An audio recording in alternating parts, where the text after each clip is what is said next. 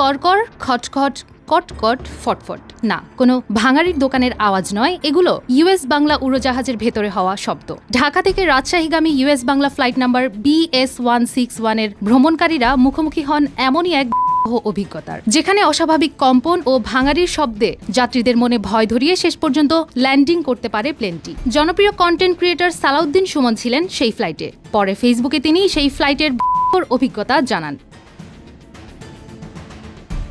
Travel blogger Salauddin Suman লেখেন, আজ সকাল 7:15টার ঢাকা থেকে রাজশাহীগামী ফ্লাইটে উঠে খুবই বাজে অভিজ্ঞতার সম্মুখীন হলাম। জীবনে এত লক্কর ঝক্কর কোনো এয়ারক্রাফটে কখনোই ভ্রমণ করিনি। এই এয়ারক্রাফটে কিভাবে ফ্লাইট পরিচালিত হচ্ছে আমার মাথায় ঢুকছে না।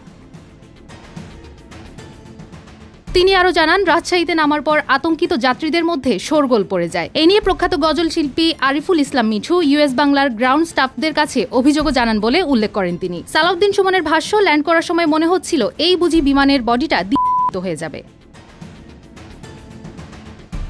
এ সময় তার সাথে একমত প্রকাশ করে কমেন্ট বক্সে অনেকেই ইউএস বাংলা নিয়ে যার যার অভিযোগ তুলে ধরেন। এ নিয়ে একজন তার অভিজ্ঞতা জানিয়ে বলেন, বিমানে যতজন যাত্রী ছিল বেশিরভাগই কান্না করছিল, কেউ কেউ কালিমাও পড়ছিল, আবার অনেকেই গরুর গাড়ি, মুড়ির টিন, ঢাকার আকাশে লোকাল বাস বলে ব্যঙ্গও করেন। পাশাপাশি খারাপ কিছু ঘটে যাওয়ার আগেই বিষয়টি আমলে নেওয়ার জন্য ইউএস বাংলা কর্তৃপক্ষের প্রতি আহ্বান জানান সালাউদ্দিন সুমন।